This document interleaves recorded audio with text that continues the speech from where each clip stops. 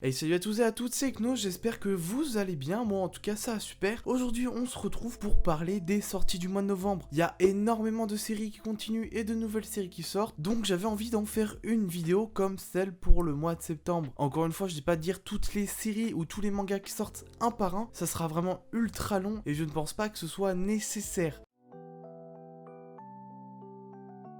On commence directement le 4 novembre avec énormément de mangas. On a le tome 25 de Black Clover, le tome 12 de Dragon Ball Super, le tome 11 d'Eden Zero. J'ai vraiment envie de commencer cette série, c'est pour ça que j'ai acheté les 3 premiers tomes pour voir en tout cas moi ce que ça donne. J'avais acheté les 3-4 premiers chapitres il me semble en version virtuelle, donc en e-book, et j'avais beaucoup aimé, donc on va voir ce que donnent les 3 premiers tomes. On a ensuite le tome 5 de Chainsaw Man, encore une série que j'ai entendu parler et qu'il faut que je commence. Le tome 9 de Bakemonogatari, incroyable, qu'est-ce que j'ai à dire de plus. Le tome 9 de Tokyo Revenger, j'en ai aussi entendu parler, faut que je commence, il y a énormément de séries qu'il faut que je commence. Le tome 12 de Mushoku Tensei, le tome 6 de 50 nuances de gras, le tome 5 de Why Nobody Remember My World. Encore une fois, comme les dernières sorties manga, j'attends ce tome avec impatience, vu que Why Nobody Remember My World, c'est l'une de mes surprises de cette année. Le tome 2 de So I'm a Spider So What, j'ai pas acheté le tome 1, faut que je commence aussi. J'attends de voir ce tome 2 pour voir un peu les avis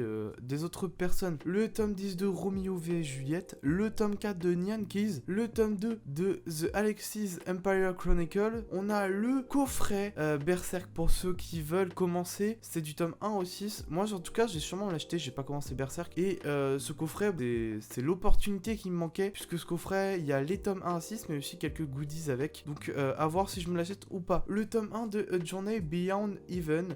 Faut que je me l'achète, ça vraiment, ça a l'air d'être incroyable. Ensuite on a donc le 5 novembre le tome 26 de My Hero Academia et son spin-off Vigilant, sauf que là c'est le tome 9. On a le tome 13 de Beastars et le tome 4 de Magus of the Library. Ensuite le 6 novembre on a le tome 16 de Fire Force, le tome 10 de Boruto et le tome 6 de Ragna Crimson. Le 12 novembre on a le tome 13 de Demon Slayer, le tome 13 de Platinum End. Alors Platinum End, moi j'aime pas du tout, c'est par le même créateur que Death Note, et en tout cas moi j'ai les 5 premiers tomes et vraiment je suis vraiment pas fan. Le tome 1 et 2 étaient pas mal, mais la suite est un peu compliquée. Ensuite on a le tome 5 de la Perfect Edition de Full Metal Alchemist, le tome 2 de Spy X Family. Le tome 1 il est incroyable, je suis vraiment ultra pressé de voir ce tome 2. Ensuite on a le tome 10 de Hell's Paradise, le tome 7 de Blue Flag, le tome 14 de We Never Learn, le tome 3 de la Perfect Edition de 20 Centuries Boys et le tome 3 de Keijin Rejo que j'attends aussi énormément. J'en ai fait une review, donc si vous ne l'avez pas vu, bah n'hésitez pas à aller la voir, je la mets en fiche. Ensuite le 13 novembre on a le tome 17 de Bungo Stray Dog, le tome 13 de Monster Musume, le tome 16 de Gate, le tome 4 de Konosuba. Alors j'ai vu l'animé, donc pourquoi pas voir le manga. Apparemment de ce que j'ai vu au niveau des avis,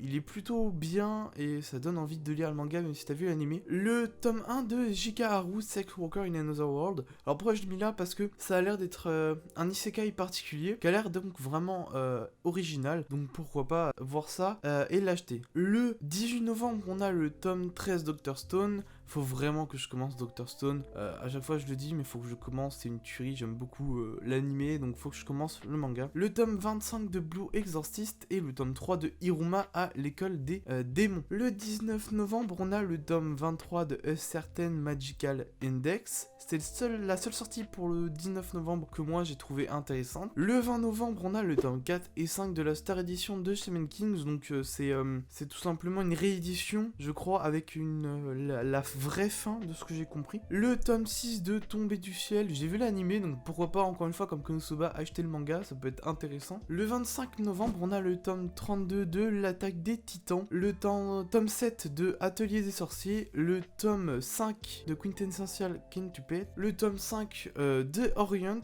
le tome 17 de Yuna de la pension Yuragi. C'est un manga qu'il faut que j'achète aussi parce que j'ai vu l'animé aussi et c'est incroyable, donc je pense me l'acheter. Le tome tome 5 de Shibuya L. Et le 27 novembre, une seule sortie intéressante, c'est le tome 3 de Soulland. Donc voilà, donc en gros, conclusion, on a très peu de nouvelles séries qui sont intéressantes quand même, mais par contre on a énormément de suites que moi j'attends, notamment Spy X Family, Keijin Reggio, etc. Donc énormément de sorties, surtout le 4 novembre. N'hésitez pas dans les commentaires à me dire vous ce que vous attendez beaucoup de ces sorties ou que vous attendez dans les prochains mois. C'est sur ça que je vais finir la vidéo. N'hésitez pas à vous abonner et à mettre un petit pouce bleu, ça me ferait super plaisir. Donc moi sur ce, je vous dis ciao.